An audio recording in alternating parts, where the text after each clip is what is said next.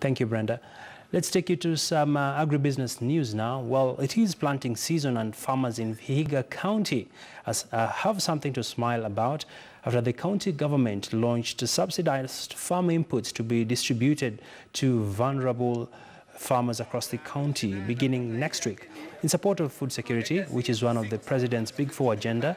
While addressing hundreds of farmers who turned up for the occasion at Emuhaya agricultural offices, Vihiga Governor Dr. Wilbur Otichilo says that the distribution targets a total of 37,900 farmers, being an increase from last year's 34,000.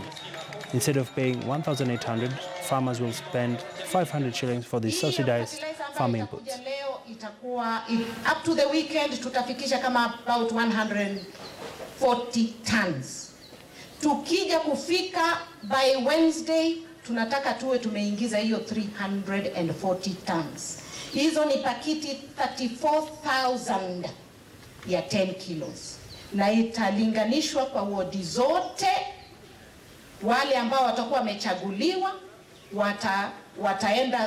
wataenda sasa kuchukua, wakisha lipa mtapewa hiyo protocol.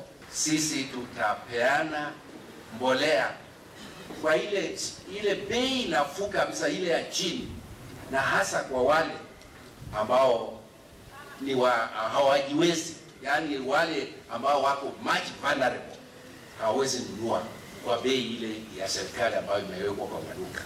Wamechaguliwa, wamepatiwa voucher, wamepatiwa karatasi.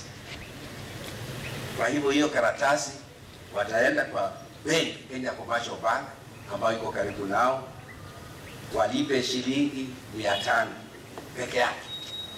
Na wajua 500 itakupatia 10 kilograms ya mbolea kupanda, 10 ya kunyunyizia na kilo 2